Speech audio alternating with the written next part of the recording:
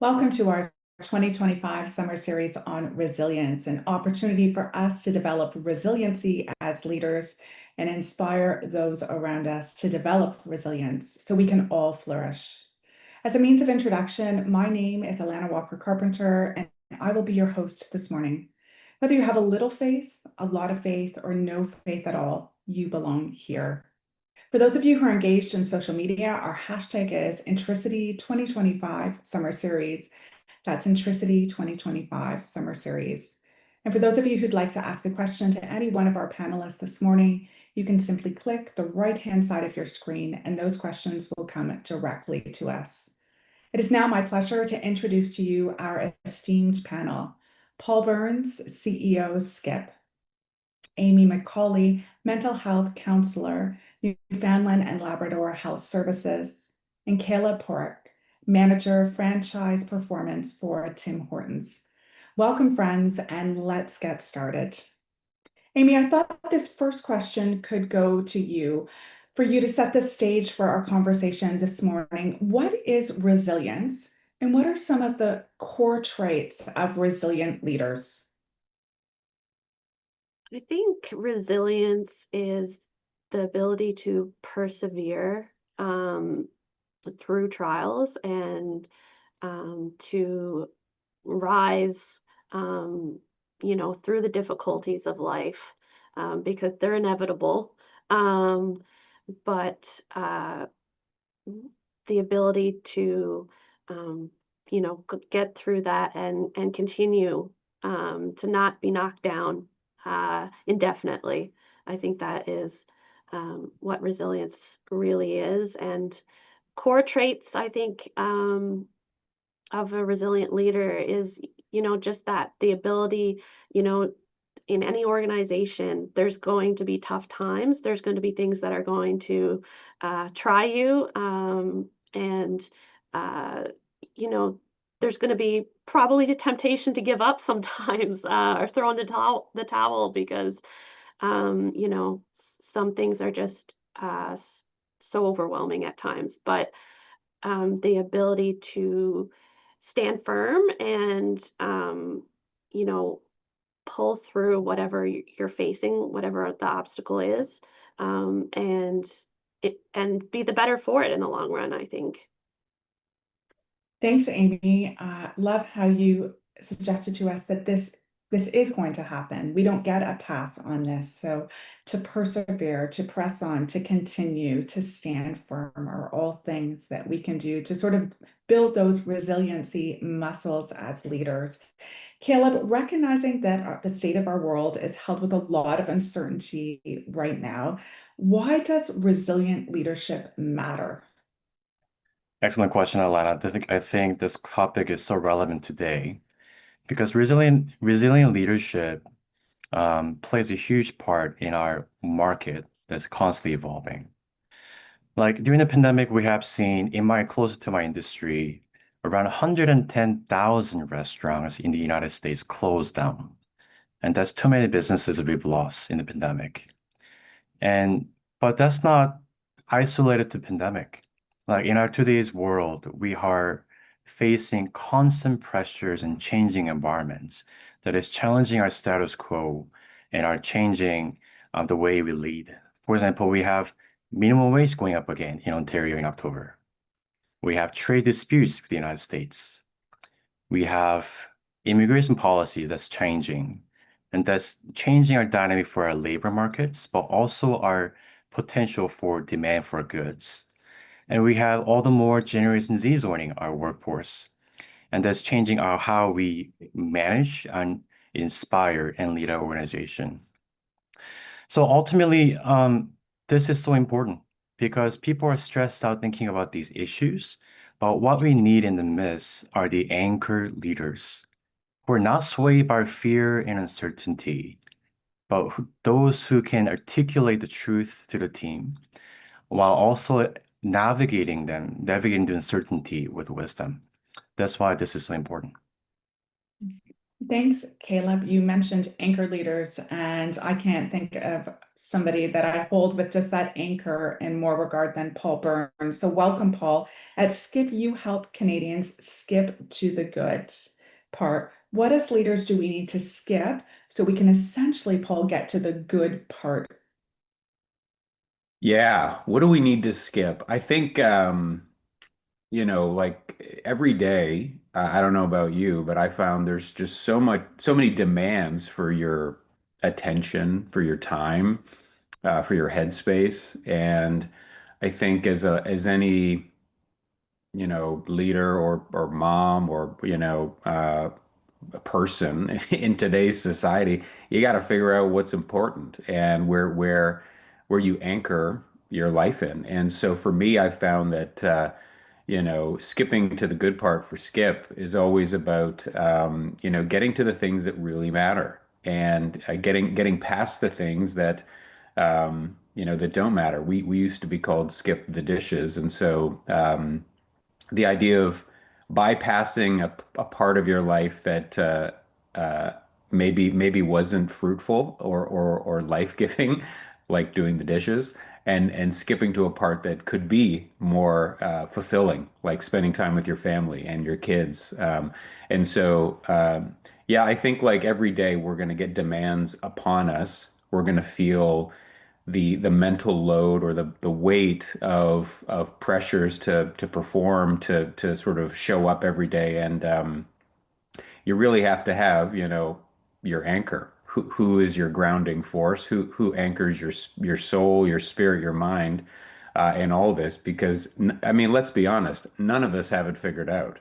And as brave as you want to be as a leader and show up every day and have a front of confidence, we're all desperately seeking a deeper rock and foundation from which to build our lives upon. And so I think for me, it's just one part is just getting really honest with that by ourselves we could do nothing, and which is very counterculture, there's this temptation to just be, we have the power within us, and I think my personal view is that none of us really have that, but I have a relationship with someone who does, and so that is really, I think, where my strength and resilience comes from, is just the ability to know that I don't have to have it all figured out, but I have a relationship with someone, in this case, God, who does.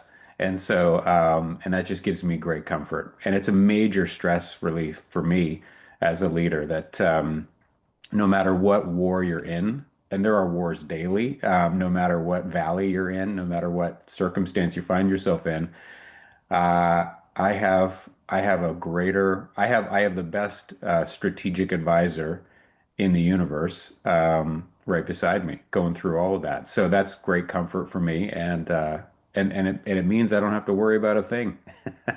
So yeah, I don't know if I'm answering your question, Alana, but I would say that skipping to the good part is skipping to the things that are actually going to anchor your soul, anchor your life, and not sweating about things that are going to distract you and pull you away from that. So, who or what anchors us? A good question for all of us to be asking ourselves.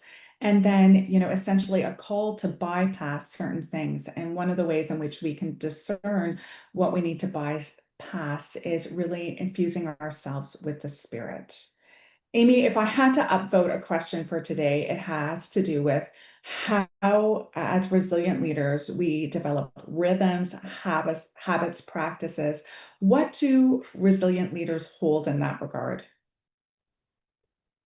I think resilient leaders need to place a focus on overall wellness, personal wellness, because I think it really starts with you as you're leading any organization. I think I like to uh, go by the, mind, body, spirit. When all three are in alignment, that's when you're working at your best.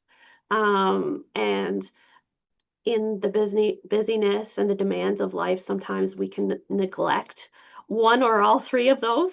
And I think it's so important that you're regularly checking in, like how is my mental health doing? How am I doing with taking care of my body?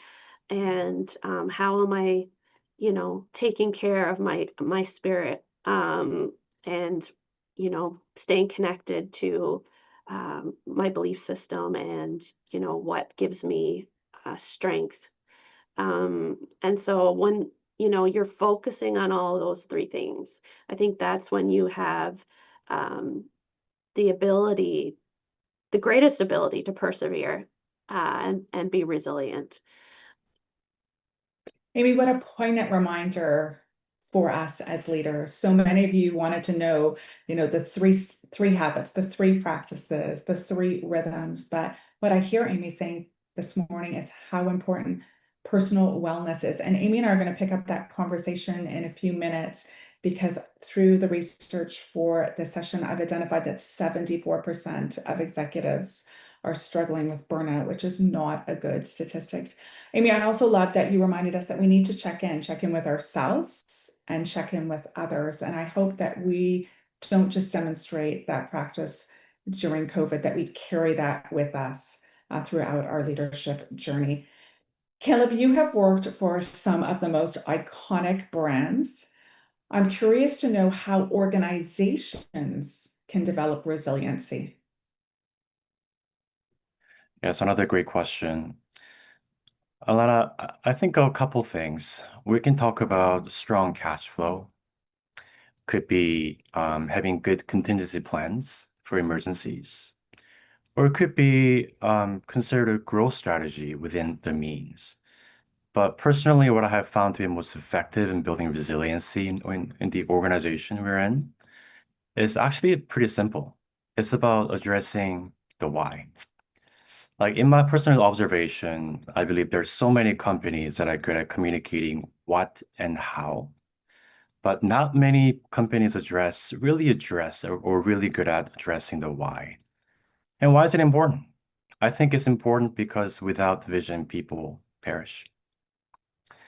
And studies have shown that Generation Z or Z, in our context, in Canadian context, asked the question why a lot more than any other generations in the workforce. And that means they are looking for like the vision. They want to understand the heart behind the strategies in order to be bought in. And it's a great thing for companies because it costs the companies nothing, but it only drives up employee engagement and then it helps drive down the turnover, which is phenomenal. So I still think about my own experience of asking people to smile in front of customers, and it's hard. And you cannot achieve that by telling them to smile. I have learned that they smile when their heart and mind are engaged and fully bought into the vision. And that's, I think, is a sweet spot. So our heart and our mind need to be all in on the vision and the mission. And I'll go one step further to the values of the organization. Thank you, Caleb. Paul, as leaders, we guide and or are asked to participate in different collaborations and partnerships. It essentially helps us to be stronger together and do things that we would never be able to do on our own. I'm wondering how your own resiliency as a leader has been tested through different collaborations and partnerships, recognizing that they probably have not all gone smoothly.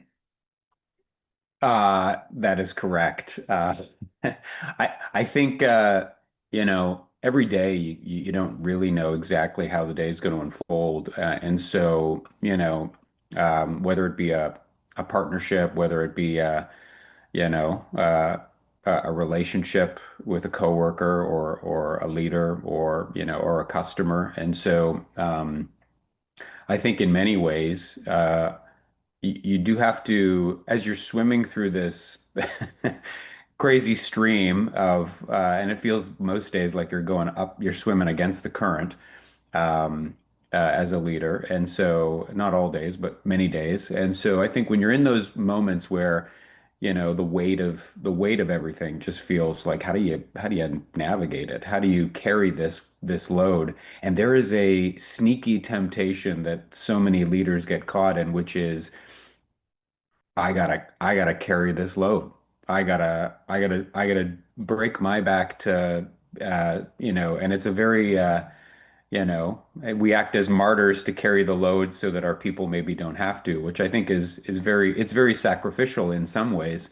But I found for myself that I like to very practically just kind of, when the load and the pressures of the day or the relationships or whatever, sneak away to a quiet place. And that might just be, an office somewhere or a meeting room somewhere, and just pray. And I don't know if everyone listening to this has a prayer life or even knows how to pray, but I found that for me has been just like a real bedrock for discerning what path to take in a situation. And so, praying to the Lord to ask for wisdom in how to navigate, how to discern what we should do or what I should do, or how to approach this. And Jesus says this wonderful thing in the Bible. He says, "Come to me, all you who are weary and burdened, and I will give you rest." And so I think about that a lot, which is like, his invitation to come to us, to come to him and give him the struggles, the trials, the challenges that we go through daily. And so I would say as a leader in business, like there's countless opportunities to do that, and I do it maybe 1,000 times a day, whether it be a team member that's going through something hard or a deal that's coming. I just sort of commit it all to the Lord, and so, and I think, you know. I probably need to be doing way more of that than I do, but I think that to me has been like the biggest, you know, comfort, and I would say stabilizer amidst a turbulent, day or a situation, is just getting to a quiet place, committing the situation to the Lord, recognizing that we cannot do it in our own strength, but He can, and He will light the path. And I've found that 100% of the time that happens. And it seems dire in the moment. It seems very impossible in the moment. How do I get through this? It feels like the trial that you're in is permanent.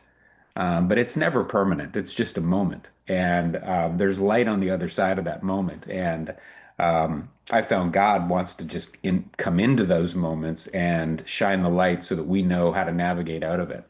And so, yeah, I'm doing that throughout the whole day. And it's the connective tissue that stabilizes you amidst the storm. Big storms or small storms.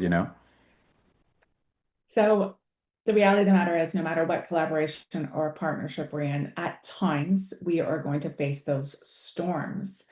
And so when I hear Paul expressing it to us this morning is the importance of prayer, whether that's how you begin your day or end your day, whether you have the luxury of stepping out maybe for a walk, or perhaps you know a colleague at work that you can pray.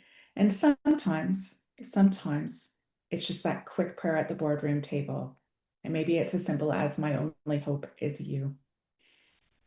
My next three questions for all three panelists are going to dig in a little bit deeper. The reason why I asked all of these three guests is because I know that they have had to really exercise that resiliency muscle over the last 5 years. So Amy, I'll start with you. As I alluded to, 74% of executives suffer burnout. You yourself suffered burnout a few years ago, managing an enormous client case. In fact, when you and I were talking last Wednesday, you said you had 41 people in the queue in ER out east. That's a lot. So describe to us that journey and how your personal faith helped you during that very challenging season. Yeah, I like what Paul mentioned about sometimes feeling like it all is you have to carry the load, and I think I too was guilty of feeling that way, because, in healthcare, it's just a constant flow, and I think that, sometimes you feel like you have to carry it all, and I have I had to remind myself, I'm only human and I can only do so much. And I had to realize that, sometimes you have to ask for help. And that's hard to do sometimes. But I think that it's important that we all, uh, you know, check our egos sometimes and recognize, even as leaders, that sometimes, we need help. We can't do it all on our own. And so I think, yeah, when I was going through that period, I just kind of, it was a one series of very heavy things after another, and it just kind of wore me down. And I had to realize I needed rest, and I had to give myself permission to rest, because that can be challenging. It's challenging for some of my clients to be when you a lot of people connect, their self-worth, their self-esteem to productivity. And rest doesn't always s- seem that productive, but it's productive to you. Um, and I think you need to be able to operate out of a place of rest. And so that's the process I had to go through, and recognizing, and coming back, um, putting in those rhythms of rest, and asking for help when I need it, and um, recognizing that I can't do it all as much as I would like to sometimes. Um, and I think that's a key part of that, is being willing to um, exercise humility sometimes, and say, hey, I have too much in my on my plate right now. Amy, thank you. You've reminded us that we need to give ourselves a permission slip to rest, not just in times of crisis, but being that much more intentional about honoring the Sabbath as best we can. Caleb, what role does resiliency play in life transitions? And I'm thinking specifically about a transition that you recently made from one organization to the next organization. Yes, absolutely. About a year ago, I had to um, go through a difficult season rather. There was a business opportunity that I was pursuing for over 3.5 years. It was a long time, and it didn't come to fruition. And as there was a lot of confusion to process, grief for the lost opportunity, and a lot of anxiety just for the uncertain future that I had in front of me. And as challenging as the season was, I'm very, very grateful for that season because I wouldn't be the same person today without that experience. And one of the things that I learned through the season was this importance of cultivating the value of humility as a leader. And um, in the process, actually, one of the people who helped me in the process was actually Paul on this panel. I'm so grateful for his influence. But I learned through the season that, hey, one, and this is from Paul, or it could be other authors that he's quoting, the water always flows to the lowest point. And I love that. And it taught me how Jesus didn't come to be served, but to serve and to give his life as a ransom for many. And how we are to model that in our everyday walk as a leader. So this humility piece, Alana, I'm still actively working on it. It's not, yeah, it doesn't come naturally, but I've been really enjoying this process of just embracing and learning how to be humble as a leader, and I've seen a lot of fruit in my own leadership journey. I think, Caleb, as soon as we think we've perfected humility, we're no longer humble. So it's a good place for you to be sitting in. And for those that are tuning in this morning who are tuning in to YouTube, I actually had no idea that Paul and Caleb knew each other. So this is really special to have them both on the panel together, as it is as special to have Amy with us. Paul, thinking back a few years ago, you were the managing director of Twitter. Elon Musk has just taken over, and you and so many others around you are asked to exit. What could have potentially been the worst year of your life, you told me actually was the best year of your life. You didn't view it as punishment, you viewed it as preparation. Share with us a little bit about that season. Yeah. Well, for clarity, I wasn't really asked to leave. I was told. Um, and yeah, like initially when you go through a moment like that, it was, man, this is what am I gonna do? Is you feel like every I think so often our entire identity is built up in our careers and, you know, what we do. And I think what could have been a horrible season for me ended up being the best season of my life. And I say that from a place of it gave me space and it gave me time to really just, you know, seek the Lord, if I'm being very blunt. And um so what does that look like? That looks like, the Bible says, seek and you shall find if you seek him with all your heart. And I realized like so much of my life prior to that moment was, a very casual seeking, a very, wasn't really a pursuit, like with a mission. Like I'm gonna prove this out. I'm gonna actually seek him with all my heart and see if that is actually true. See if I will actually find him. Is there gold at the end of this trail? And I found that to be so much more incredible than I ever thought possible. And when I left Twitter, I was I was out of work for a year. And that was a period of like you go through these seasons for anyone who's ever lost a job, you go through a season of like, am I valuable? Do I have any worth? And I think what it taught me in that season is like, you know, our value cannot be in our careers because those things can be taken. Our value cannot be in material things because those things can be taken. And so, what do you place your hope in? What do you place your value in? And it dawned on me throughout this period that none of our worth and our value comes from what we do. It all comes from who we know. And the greatest revelation I received was just that this beautiful ability to know the creator of the universe. And for some, that might sound so foreign and abstract, but it's a treasure hunt, and it's not all laid out in a clear, do this, then do this. There's no 10 easy steps. It's like a searching. And so I got up every morning and I read my Bible and I talked to the Lord and I asked him questions like, what is happening to me? Why am I going through this?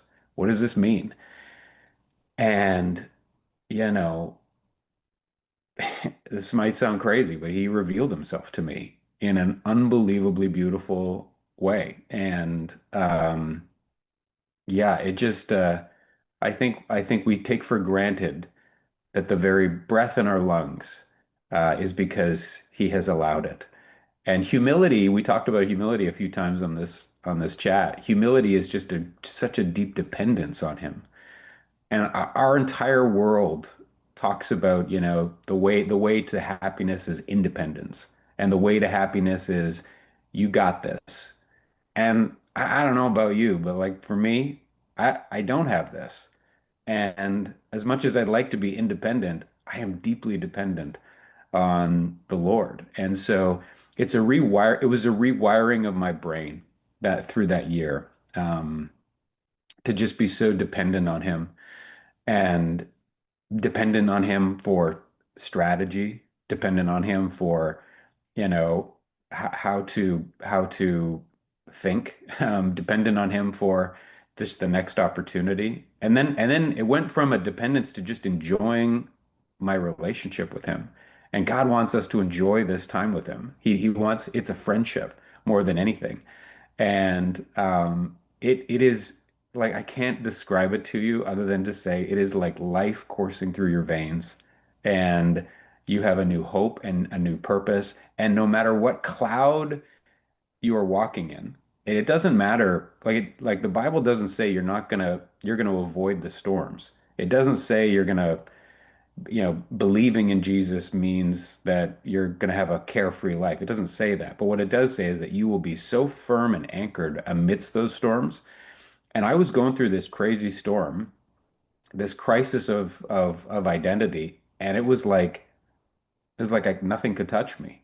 It was like I had this superpower of like I felt so secure in who I was and who he is and who I am in him that it was producing in me and preparing me to be unshakable. And I guess I'd encourage anyone who's like, is this real? To go seek it out and go search it out. And I found that when you seek it out with all your heart, like there is real, it's so real. And there's so many good things that he wants to lead us into if we would let him. And so a lot of that is just putting aside our own will and our own desires and just saying, what do you want to do? You have a great plan for my life. And he has a great plan for everyone's life. And so many times we reject those plans that he has for our life in pursuit of our own vision and mission. And so a lot of that, what I learned in that year was just like, okay, Lord, I'm going to give you this next chapter of my life. What do you want to do? How do you want me to behave? And I'm up for whatever you want. And I found that is like a secret posture of just like letting him lead you. And I would say for me, great leadership is learning how to be led sometimes. And that's what I learned in that season. What a great ending. Great leadership is learning how to be led. And essentially, if we had two seminars going on this morning, one on leadership, one on followership, I think 99 people would be on the leadership one and one on followership. But the essence of leadership is really knowing who to follow and how to follow. I also had to chuckle because I got told, not asked, in 2018 to take the year off because of a head injury. And I actually remember the sweetness of the time and the seeking and the searching and also asking the why question, but all the more rich for it. I felt like I had a 365-day retreat with God, which is pretty incredible and special. Amy, as a leader, how do we teach and develop resiliency in others? I think the best thing we can do is model it. You know, people, learn by example. So I think it's important to lead by example. Um, I think that, practicing those healthy habits in front of others, people notice. When I came back from my time off due to burnout, I changed a lot of things up, and I didn't necessarily note those to anybody, but some of my colleagues took notice and mentioned it to me. They're like, "Oh, I notice you're doing this differently," or um, and it inspired them to, as a reminder to be like, oh, maybe I should, consider implementing, some changes. Because I've had other colleagues go through some health struggles since I've returned. So I think being that example and people are sometimes more observant than you think, and they notice how you show up. And I've had people, ask me about that, and I say, I've taken the time to change how I operate, and I operate out of rest now. And, um, the commute that I have is a wonderful time for me to um, just take that time in solitude and to start the day with prayer. And some people ask me, "Oh, you don't mind the commute?" And then I'm like, "No, it's a good opportunity for me to start the day, in a good place." Um, and so, yeah, I think that's the key. So an opportunity to do a reset. And I think sometimes permission to fail, right? So we tried this new thing, it works. We tried this new thing, it doesn't work. And it's going to be different for each and every one of us. Caleb, I know you to be a person of faith. You and I have the privilege of sitting on the Canadian Bible Society board together. What does resiliency look like as a person of faith? Does it differ at all? Absolutely. Alana, I believe having faith only enhances resiliency. And I think of two reasons. One, it gives us eternal perspective. So it doesn't limit us to navel gaze ourselves to our circumstances, but have a broader view of how things work. And second is it's just a reminder. We're just reminded as believers who ultimately holds control, who ultimately holds the final say and the authority. And personally, just knowing having these two perspectives helps me to be less anxious about the circumstances that I'm facing and gives me more clarity for the decision making that I'm to do for the team.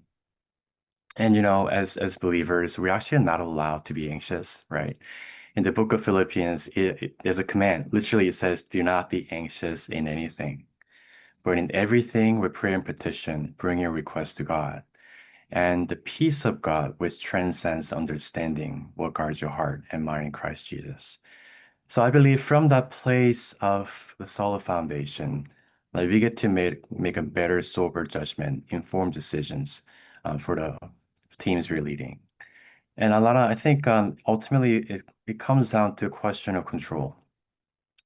Are we controlling our lives? Are we steering the sheep? Or are we partnering with God and inviting Jesus into whatever we do and just walk life with Him? And it is countercultural and it's ironic, but I have personally found the latter journey of walking with Jesus a lot more enjoyable and peaceful. And the results tend to be a lot better than when I take control of my own. When I hear from you, Caleb, it's really a call to surrender. Hmm.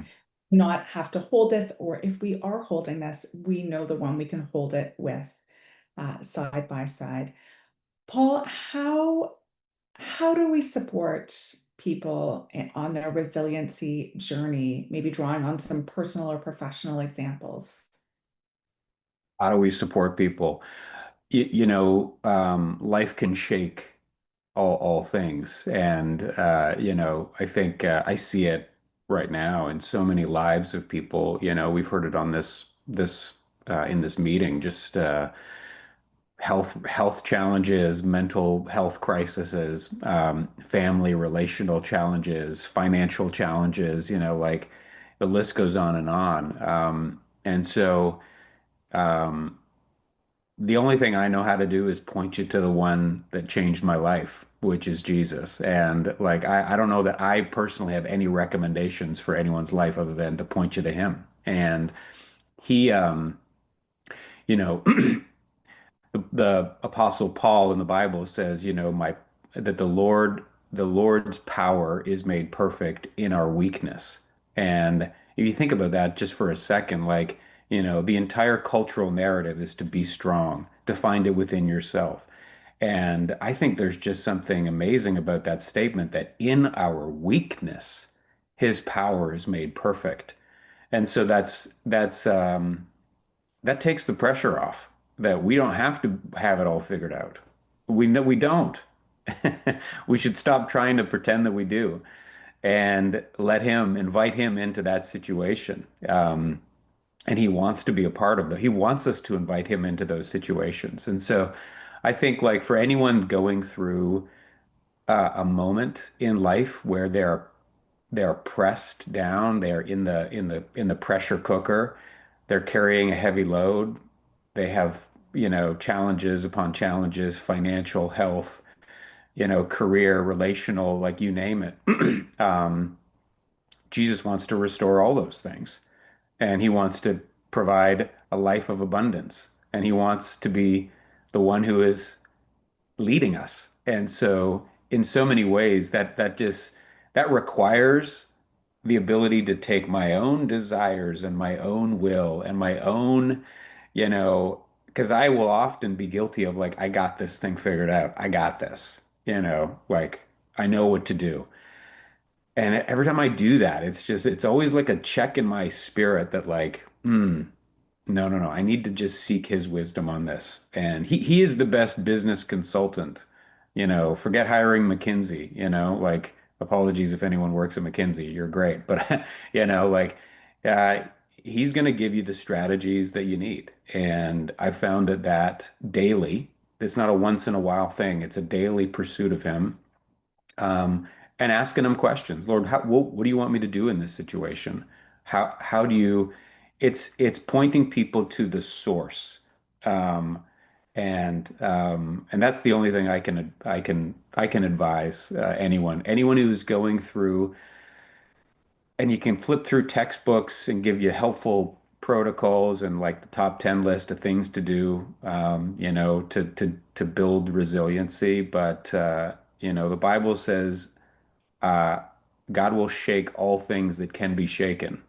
And so put your faith in eternal things that cannot be shaken. And so we're seeing that all over the world.